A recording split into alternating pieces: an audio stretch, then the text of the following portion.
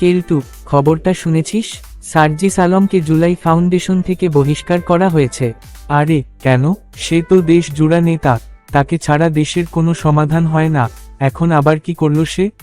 শোনা যাচ্ছে জুলাই ফাউন্ডেশনের টাকা আত্মসাৎ করেছে। এতদিন তো ভালো মানুষ সেজেছিল। ভালো মানুষ? ও তো একটা চোর। তোর কথা শোনার পর আমার একটা প্রবাদ মনে পড়ছে। আগেকার মানুষরা বলতেন খালি কলসি বাজে বেশি। আমরা তো এখন তাই দেখলাম।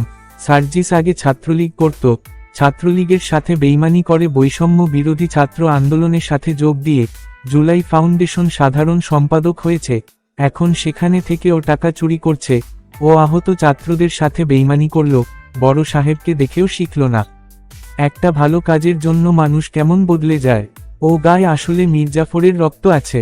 জানিস, এই নিয়ে পুরো ফাউন্ডেশনে একটা বিশৃঙ্খলা হয়ে গেল। আমরা যারা ছোট পদে আছি তারা কিভাবে কাজ করব?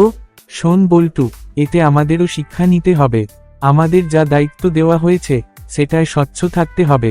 টাকা পয়সার ব্যাপারে সাবধান থাকা উচিত। ঠিক বলেছিস, মানুষের বিশ্বাস ভেঙে গেলে সেটা আর ফেরানো যায় না। আসলেই তাই।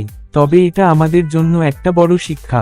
আমাদের কাজ সততার সঙ্গে করতে হবে, তবেই ফাউন্ডেশন টিকবে। বল্টু, কেলটু, তোমরা এখানে। শুনেছি সার্জিসের ঘটনার পর তোমরা টেনশনে আছো।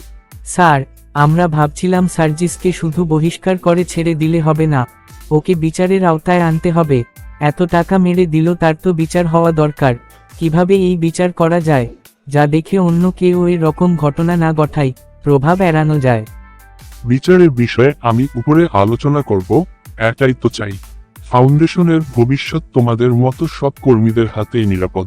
স্যার, আমরা প্রতিজ্ঞা করছি এমন কোনো কাজ করব না যাতে ফাউন্ডেশনের সম্মান নষ্ট হয়। এটাই তো চাই, ফাউন্ডেশনের ভবিষ্যৎ তোমাদের মতো সব কর্মীদের হাতেই নিরাপদ।